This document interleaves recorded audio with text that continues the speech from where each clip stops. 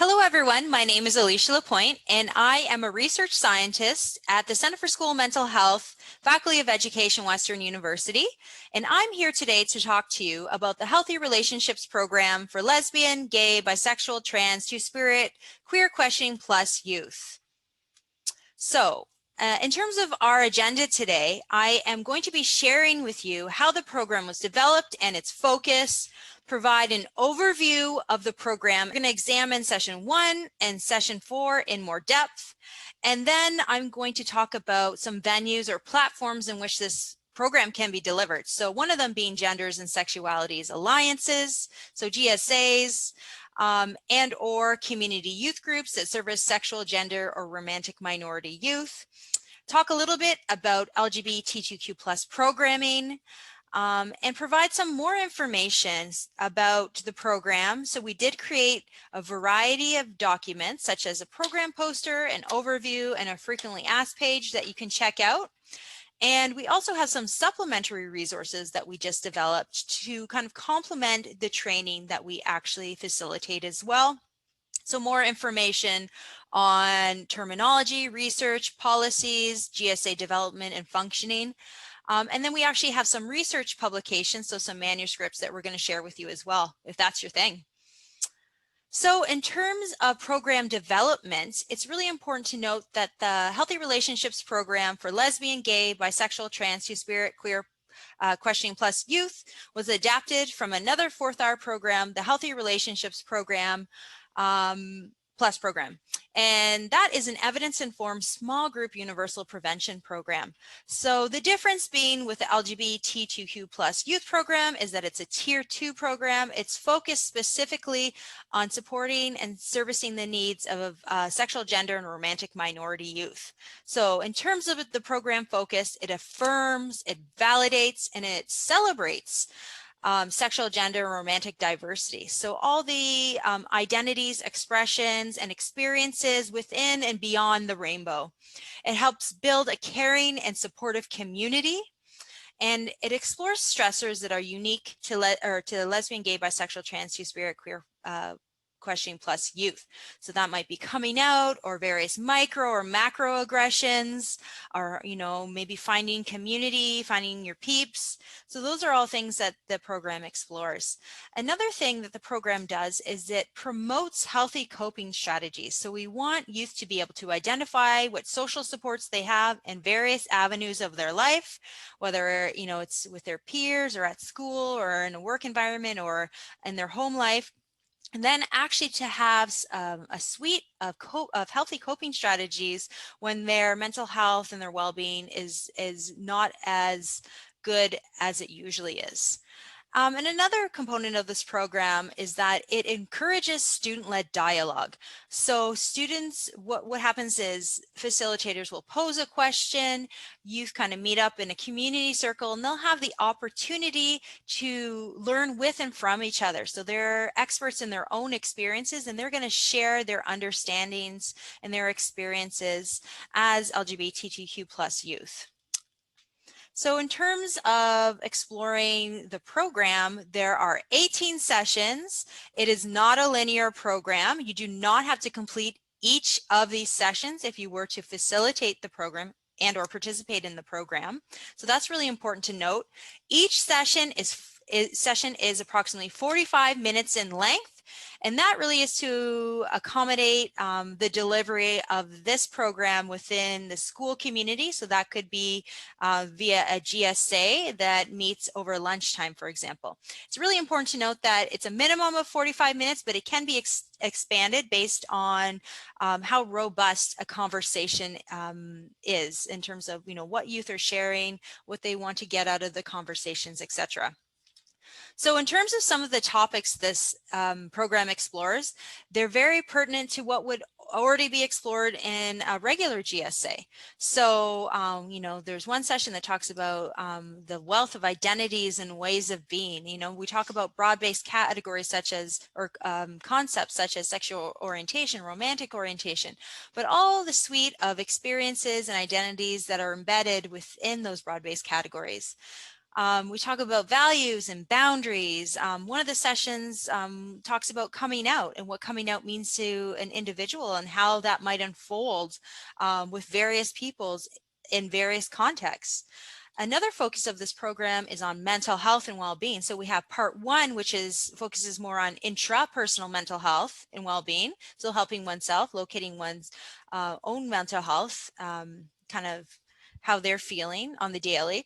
And then session number 6, which is part 2, My Mind Matters, mental health and well-being, which focuses more on helping others, helping your friends, for example. So interpersonal mental health and well-being. We talk about making safer choices for ourselves, so harm reduction, building community, whether that is online or in person. So finding the people that help fill us, the people who can understand where we're coming from is really, really important for LGBTQ plus youth. This program also explores some challenges, such as, microaggressions. So some of the things that people might say to us that are problematic. So the intention may not have been to hurt us, but the impact definitely is. And how we might navigate that situation. What are the tools that we have or can develop to kind of ensure that our rights and our needs are being met. So, and there's a suite of options, none of them are better than the other. Another component of this program talks about rights and responsibility and consent, bodily consent, and it could be in intimate relationships. It could be with, possessions. It could be with high fives. So it's really broad, the ways in which we talk about consent, because we know that youth are in different places. We're trying to meet them where they're at. This program explores topics such as communication, healthy and unhealthy relationships, how to identify toxic relationships and how we might want to exit those relationships. So what are our options? What strategies could we employ? We also talk about relationship violence, and that could be in an intimate partner situation, and recognizing that, and then going about navigating that and getting out of that situation. We talk about safety plans, which is super essential, right? And also allyship. So being supportive and advocating for people within and beyond rainbow communities is really, really, really important. So that's an overview of some of the session topics that youth may want to participate in. So in terms of thinking about the individual sessions, so we do have a philosophy for each of the sessions. So each session contains an affirmation, a skill, and a practice. So in terms of the affirmation, what we're trying to do here is actually support, give hope to, or uplift youth in some way. So with respect to this session, session number 5, My Mind Matters, Mental Health and Wellbeing, part 1, what we want to do is we want youth to understand, if they don't already, or just empower them to know that mental health can change over time. That just because simply something is the worst right now doesn't mean it will forever be the worst. So that's how we're giving hope to youth. In terms of skill, this program is a skills-based program. So in terms of mental health, we want youth to kind of be able to reflect on and locate how they're feeling in any given moment, right? Because it's really important to understand how you're feeling in order to kind of recognize whether or not you need to access some of those social supports and or use some positive coping strategies to kind of offset some of the negative feelings that you're feeling. So we have the skill component, and then we have the practice component. So practicing these skills in session, and then also it's kind of like homework potentially, asking youth to kind of practice those outside session in their everyday regular life, whether that's in their home situation with their peers, whether it's in their employment, in the employment sector, and all those social kind of spaces in society. So let's have a look at one session in particular. So this is session number 1. I have a voice, which is an introduction to the program. So the affirmation here is that I have a voice, and that voice matters. And the way that the program is structured is all of the sessions occur in a community circle, so everybody's equal and everybody has a right to share. They also have a right to pass. In terms of the skill associated with this session, it is I'm using my voice, and then the practice is participating in the program in ways that feel right and true to me. So it's really important, as I said before, meeting youth where they're at. They always have the option or the right to pass if they don't want to contribute. They can participate simply by being present and listening. So here is another session in more depth. So we have session number 4, My Journey Coming Out. So the affirmation here is my journey, my way, my time. It's important to understand that, you know, there is no one right way to come out, and obviously that unfolds in every day in different contexts, different people. You're always coming out. The skill is to recognize that coming out is a process, and then that looks and feels different to everyone. And then practice. So practice understanding and coming up with your own affirmation to coming out. So in terms of the session structure, as always, we have the opening circle where people have the opportunity to share their name and or pronouns and to describe what coming out means to you. So youth get to kind of generate a kind of a definition through their participation, through the sharing of their insights about what coming out is. Then there is an activity, and in this activity we explore a variety of coming out infographics. And what we are tasked with doing is actually asking youth, what is the affirmative message here? What is this? What does this infographic say is important, for example? So in the second infographic on these slides, it says it can be risky to come out, even dangerous. Some kids made fun of me. My parents kicked me out. I got beat up. I got fired. So it's really important here to consider emotional and physical safety. So the affirmative message here is that safety is really important. And it's so important to understand who you're communicating with and in what context, and ensure that you are as safe as possible. That's really, really important. Another one would be coming out is a personal choice. My friends all know I'm waiting, at least for now. I'm not telling my parents. I'm not out to everyone. So the affirmation here is it is your right. It is your identity, your information to share with others, and you are in charge of that journey. So you can just tell the folks in the GSA, or you could just tell, you know, one sibling and maybe not the other two, or you can tell your immediate family but maybe not your extended family, or you might, you know, not tell people at work, and that is your choice, and you do not have to disclose anything that you don't want to in that time. So it's really important to affirm some of those coming out statements, because what we're trying to do is demystify some of the widespread like stereotypes or misunderstandings about coming out. And then to close it off, we have the closing circle. So in this closing circle, we are asking youth to share their best piece of advice for coming out. So this is where youth are, you know, sharing their lived experiences, and they're learning with and from each other. So they're coming to understand, you know, what worked with some folks, what didn't work. And I think this is the beauty of the program, because it really does promote and valorize student voice and experiences. So that is the coming out my journey session. So in terms of where the program can be implemented, as I said before, it can be implemented in a variety of spaces. It could be a Genders and Sexualities Alliance, or a GSA, in the school setting. It could be a youth program setting in a local community agency. So that's good to know. So if it was in a GSA, it's really important to understand GSAs have various forms and functions. So these are 4 common functions. So providing a safer, more supportive space, engaging in education, and that could be internally, so learning more things about like queer positive sex ed and things like that, or it could be educating the wider school community with a poster campaign or an assembly about trans inclusion, et cetera, et cetera. And there could be an advocacy component to it. So, you know, advocating for enumerated policies that protect the human rights of sexual and gender minorities in the student code of conduct, for example, or school policies more broadly, or advocating for an all-gender washroom. So it's really important to understand the form and function of your GSA, because if it's more of a safer, supportive space, it might be a good place to implement some of the sessions of the program. However, if your GSA is really all about external education and advocacy, this might not be the best fit.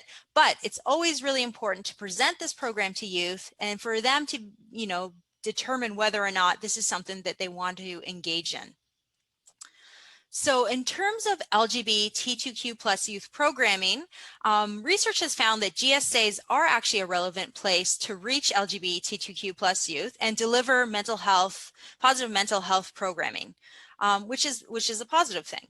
And that some researchers have also found that providing more structured programming, such as guided questions, in these GSAs can be beneficial to youth because they can kind of go beyond the venting and help develop resiliency in terms of enhancing their coping strategies to deal with victimization, etc. So that's important to understand. So if you're looking for more information about this program, we do have 3 resources, textual resources that are open access online. So we have the Healthy Relationships poster. So that is just kind of describes exactly what this session has described. So it just describes what the program is all about, kind of the philosophy and some of the sessions, etc., how it's set up.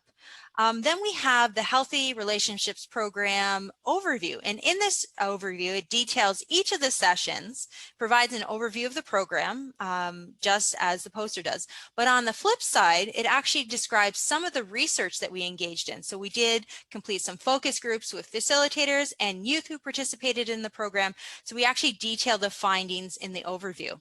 And then in the next document, the frequently asked questions, it really just explores some of the questions, the common questions that we've gotten over the years in terms of, what spaces should we implement this program? What if there's opposition? How do we deal with that?